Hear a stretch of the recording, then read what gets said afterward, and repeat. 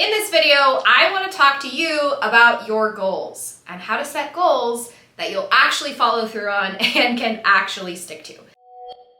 We've all heard the statistic that 80% of New Year's resolutions fail. But my question is, and your question should be, what about the other 20%? What are those people doing differently that makes them so successful? I can answer that for you. Hi, my name is Dr. Karim Nordin, and I am an expert in change psychology. So basically, I'm on a mission to bring you the real science behind self-help.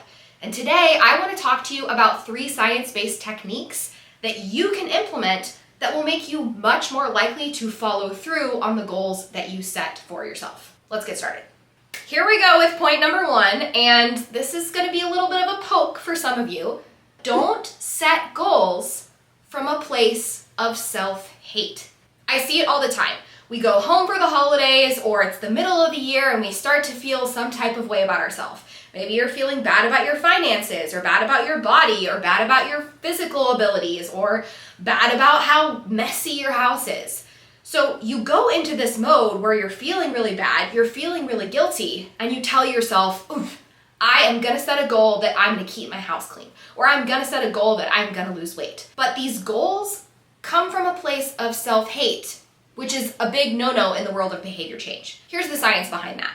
There are 2 different types of motivation: autonomous motivation and controlled motivation. Controlled motivation is when we do things because we feel like we should or we have to in order to be a good person. Society tells us we have to look a certain way and have a certain amount of money in our bank account and keep our houses a certain level of tidy. And sometimes we're reacting to that and we set goals from that place. The problem is controlled motivation like that isn't sustainable. And your brain is going to run away from it. Your brain doesn't want to revisit this place of self-hate all the time. So, of course, what it's going to do is change the circumstance so that you completely forget about that goal and you don't have to feel so bad all the time. The alternative is to use something called autonomous motivation. And that is really about getting excited about where you're going and what your life could look like and approaching your goal from a place of empowerment. I'm going to give you an example a little bit later of what that looks like, but if you have a goal that you're struggling to switch, go ahead and put it in the comments and I will help you out. So that brings me to point number 2, which is to try hooking your goals onto your values. I'm going to give you a personal example here.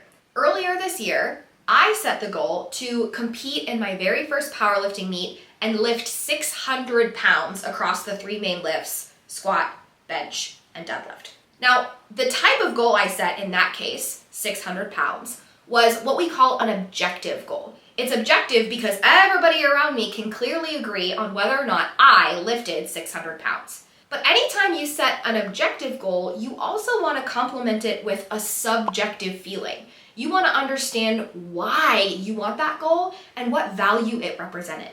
For me, the goal of competing in the powerlifting meet represented feeling strong. Feeling strong as hell, if I'm being honest. And so, at the end of the year, I competed a little over a month ago at my very first powerlifting meet, and I only hit a total of 530 pounds. Now, had I only set the objective goal, I would have probably seen this as a failure. But because I understood there was a subjective reason to it, it was hooked onto my value of feeling strong and healthy and empowered, I checked in with myself. Do I feel that way? And the answer was absolutely yes. So even though I didn't get all the way to the technical finish line, I can still feel really, really, really validated. This is so important, especially if you have a hard time dealing with failure or if you're a little bit of a perfectionist. Ask yourself, even if I can't get to the specific goal I want, even if my specific habit can't happen today, what subjective value am I trying to embody? And is there something subjective I can do that will still get me at least one step towards that value? The third tip is something that, to be honest, most people miss. And that is to include obstacles as part of your strategy. So most people, when they set a goal, they're kind of on that high of thinking, oh my gosh, it's gonna be so great, I'm so excited, I'm so motivated, and they're moving towards it at top speed. But when we get in that mental place, we forget about the fact that there are real obstacles that are going to be really hard for us to get through. And actually what we need to do is we need to slow down and we need to start anticipating those obstacles. So let's say, for example, that you're setting a goal to keep your house tidier. You want that minimalist, totally clean style house that you're seeing all over TikTok these days. If that's the case, I want you to ask yourself, what obstacles might I face on my way to that kind of cleanliness?